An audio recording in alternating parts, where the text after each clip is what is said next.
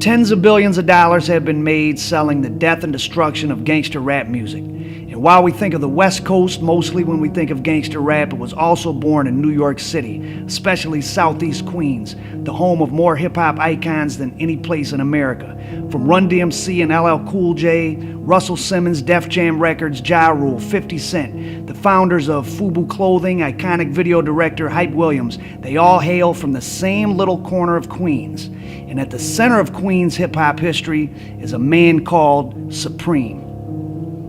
Kenneth McGriff got his street name Supreme from his involvement with the 5%er movement. The 5%ers broke off from the Nation of Islam in the 1950s. They came to dominate the New York State prison system among black inmates. So when young Ken McGriff started working the streets of Jamaica, Queens, it was only natural that he would end up running with the Nation of Gods and Earths, as they call themselves. The 5%ers have a penchant for grandiose names, as they consider their members to all be gods, and young Kenneth McGriff was christened as Supreme. So in the early 80s, McGriff rounded up some other young 5%ers in Jamaica, Queens to take advantage of the exploding cocaine business, carving out a lucrative street-level business composed of numerous teenage workers who sold crack by the nickel and dime. Crack has become America's drug of choice. A potent, inexpensive, highly addictive form of cocaine. It is an uncontrolled fire. They became known as the Supreme Team, and their leader, Kenneth McGriff, could soon be seen riding the streets of Queens in a special bulletproof Mercedes-Benz. To really understand Supreme and the Supreme Team, you have to understand Jamaica, Queens. In the 2000 census, Queens was the only major county in the entire United States where black household income was higher than white household income. But the neighborhood of South Jamaica, where Supreme was from, was the bad part of Southeast Queens, where the projects were at, where the poor people lived. Cops on the run, criminals running from them. It's just another Sunday in South Jamaica. The police ran a check on this car. It came up a 16, a stolen vehicle. The man tried to take the car in front of 6 cops. The cops won. But in this part of Queens, the cops don't always win. This area, mostly drugs probably, from what I see. But you have a little bit of everything, robbery, burglary, and just as you saw, stolen cars. How bad is this place? I'd say it's bad. So when the crack cocaine epidemic hit in '84, spots like Guy Brewer Boulevard and the Baisley Projects became gold mines for the Supreme Team and other dealers. Black and white middle-class buyers from the surrounding areas swarmed South Jamaica looking to buy drugs. The biggest dealer in South Jamaica in the early 80s was Lorenzo Fat Cat Nichols. Now, Fat Cat was a solid working-class kid with a nurse's aide for a mother and a professional plumber for a father. Nichols had the connection for lots and lots of cocaine, supposedly from his contacts with the Italian mafia, and he was supplying the Supreme Team in the early 80s. At the same time, hip-hop was slowly bubbling up into the pop culture. And right next door to Kenneth Supreme McGriff in South Jamaica was Hollis, Queens, home of the first big crossover rap group, Run DMC. And probably the single most important person in hip-hop history, Russell Simmons, who was the brother of Run from Run DMC. He was launching his Def Jam Records from the home base of Hollis, and right around the corner from them was the soon-to-be megastar LL Cool J. From the beginning, the Supreme Team and other Queens drug dealers were hobnobbing with these soon-to-be megastars, paying for concert performances and supplying some of them with drugs, whether for personal use or for sale. Run DMC's DJ, J Master J, even married the sister of James Wall Corley, who was part of the same drug dealing circle as Supreme and Fat Cat Nichols. In '85, Fat Cat Nichols was indicted and locked up for drug conspiracy. And you can see hip-hop founding fathers Curtis Blow and Busy Bee up on stage with Supreme and his crew for Fat Cat's going away party. I want to make a special dedication to my man, my brother, who ain't with us right now, but he with us in heart and mind. Fat Cat! Fat Cat!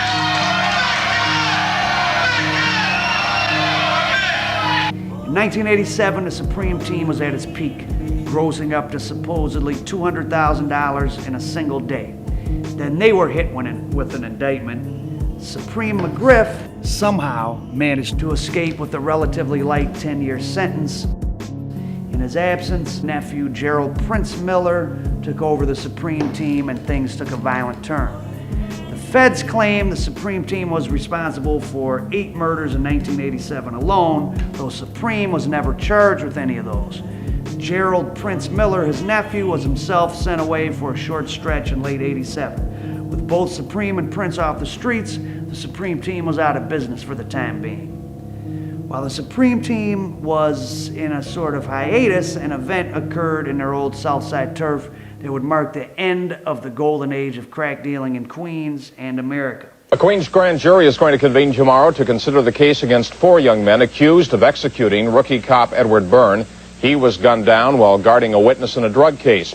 It happened in Jamaica, Queens, the same neighborhood where 3 of the 4 suspects grew up. Rookie police officer Ed Byrne, who was guarding the home of a witness in an upcoming drug trial that included Fat Cat Nichols, chief lieutenant, still on the streets, a man named Pappy Mason, was assassinated by members of Mason's Bebo's gang.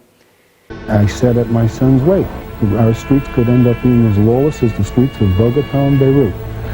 Individually, we cannot take on the drug dealers. They are an army. They are a massive army. Welcome to the 40s Project. 2 of the men accused of shooting police officer Ed Byrne grew up here. Some people call it the largest crack house in the city. It's 5 blocks of projects, drugs, and crime. It's a place that even frightens cops. I get scared, but I have to do my job as a police officer. There's a big battle raging in these streets of Jamaica, Queens. On one side, the largest police force in the country. On the other side, drug dealers, armed to the teeth and with untold wealth. Many people in the neighborhood are afraid. We need an army, a big army. In the aftermath of Byrne's murder, the New York Police Department swarmed the streets of the rotten apple, especially in South Jamaica. And when Prince Miller got out in '89 and tried to put the old team back together, his days were numbered. Prince and others were eventually charged with luring 4 Colombian cocaine suppliers to the Baisley public housing projects where they killed them and took their cocaine, but their bodies were never found. While the Supreme team and the entire Jamaica drug scene was being decimated by law enforcement, Kenneth Supreme McGriff was safely tucked away in federal prison, serving a relatively light 12-year sentence for drug conspiracy, which immunized him from any of the trouble that his nephew and old crew got themselves into. Finally, out on parole in '93, Supreme found the streets of New York and South Jamaica very different from the days he went away in '87. The golden age of selling drugs was coming to an end. Most of the big players from the '80s were either dead or locked up. But a new hustle had sprung up in Southeast Queens, one that was making young guys even more money than drugs did in the '80s. It was called hip-hop. Supreme's old associate, Russell Simmons' fledgling record label Def Jam, along with his clothing line Fat Farm, was now worth hundreds of millions of dollars. Local rappers Run DMC had become global icons. LL Cool J was a budding movie star. FUBU Clothing, started by 2 guys from Hollis, Queens, was approaching $1 billion in sales. The pop culture styles of Southeast Queens, a culture that Supreme had helped in some small way to create, had spread across America and the world and was generating tens of billions in profit. Supreme wanted in. He quickly latched on to Murder Inc. Records CEO Irv Gotti, another South Jamaica native who was an up-and-comer in the rap business. Supreme and Irving Gotti Lorenzo needed each other. Irv Gotti got street cred from connecting with Supreme, and Supreme got entree into the entertainment business. Murder Inc.'s top artist, Ja Rule, scored a string of hits starting in '99, and Supreme was along for the ride. But in 2000, Supreme found himself mediating a beef between yet another local Jamaica rapper, future megastar 50 Cent, who had been discovered by Run DMC's DJ, Jam Master Jay. 50 Cent, probably just to make a name for himself, instigated the beef when he took credit for Ja Rule's chain getting snatched, which Supreme claims was a lie, but either way, now not long after that song, Curtis 50 Cent Jackson was shot 9 times in front of his grandmother's house in South Jamaica. Word on the street was Supreme did it. But a man named Daryl Hamo Baum probably was the culprit. And Little Kim's one-time boyfriend, Damian World Hardy, who was a Brooklyn kingpin, was eventually convicted of having Baum killed in retaliation for yet another hit. Baum had once been Mike Tyson's bodyguard and personal friend, and Tyson supposedly put his own $50,000 hit out on World Hardy and his brother Wise for killing Baum. New York rap and hip-hop and murder was intertwined right from the start. So after recovering from his gunshots, 50 Cent used his notoriety to explode it onto the scene, becoming the top-selling rapper of the early 2000s. Meanwhile, another piece of Queens drug violence would finally seal Supreme's fate.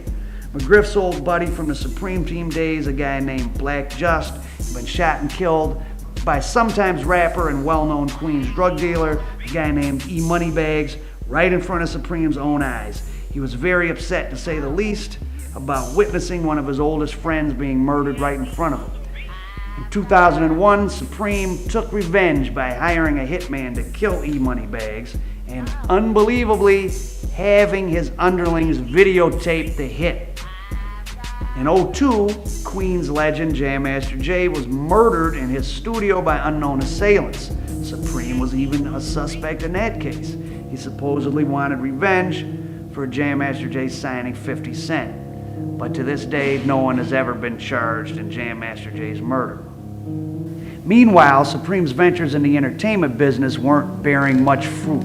All Supreme had managed to produce for himself entertainment-wise was a low-budget, straight-to-DVD movie called Crime Partners, which failed to make Griff a real player in the entertainment world.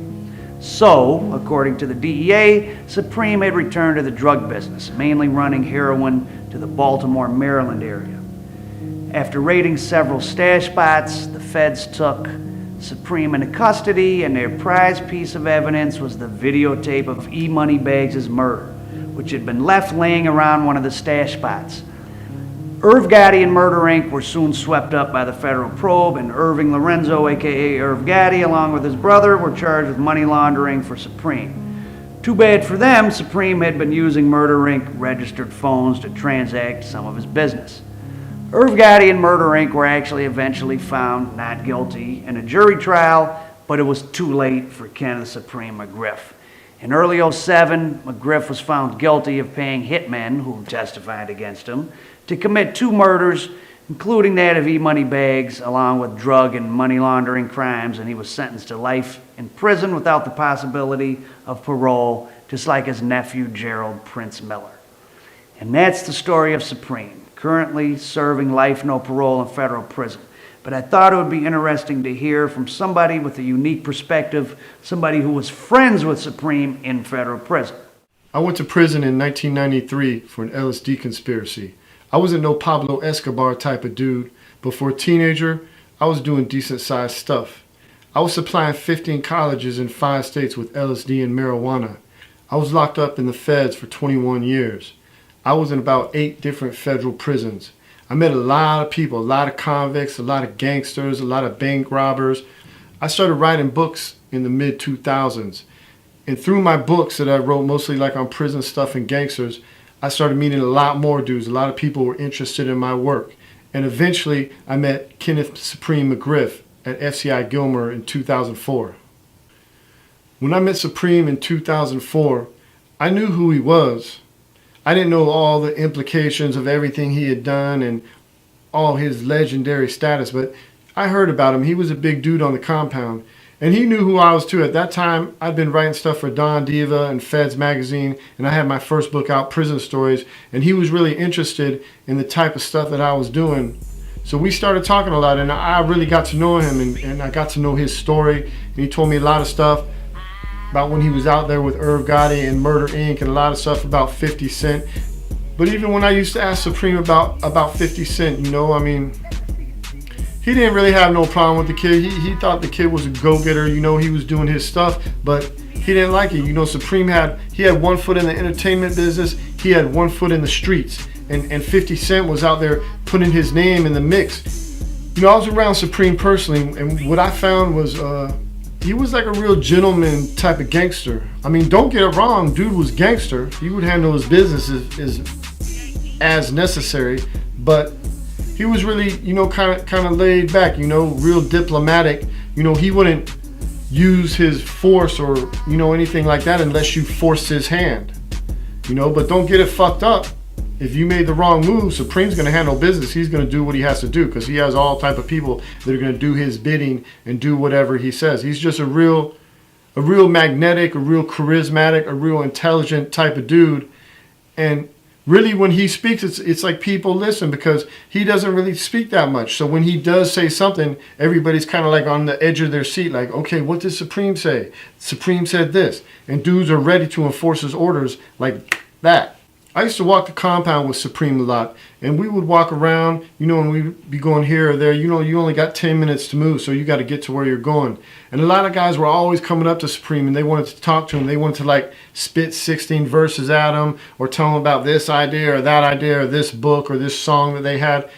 And Supreme was always real gracious. He would always talk to these dudes and give them time. I used to tell Supreme sometimes after these dudes left, I was like, why you always let these crackheads just come up and monopolize your time? Or why do you even talk to them? These dudes are crackheads. And he told me seriously, he was like, man, sometimes you can learn a lot from a crackhead. So there you have it. The story of hip-hop's transformation from a New York neighborhood phenomenon into billion-dollar business. The trail of bodies upon bodies that went along with it, and a man they still call Supreme. Today, the old Jamaica Queens crew is more successful and powerful than ever. Russell Simmons does yoga and dispenses life skills advice. 50 Cent sells vodka. Run of Run DMC is a so-called reverend with not one but 3 TV shows on cable, including a show where the good reverend remodels a different room in his palatial home every episode. LL Cool J plays a cop on television. Damon John of FUBU is an investment guru. But Jam Master Jay is dead, his killer's walking free, and Kenneth Suprem McGriff, a key influence for the hip-hop culture of egotism and materialism that has infected global culture, will never be a free man again.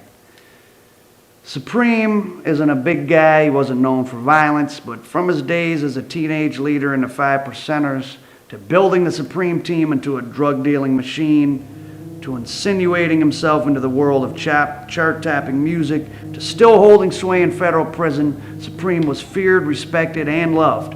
It's interesting to think what he could have accomplished if he hadn't come up in the crack cocaine era in South Jamaica, Queens. Did he make the era, or did the era make him? We'll never know. Don't forget to hit the subscribe button and subscribe to the Al Prophet YouTube channel.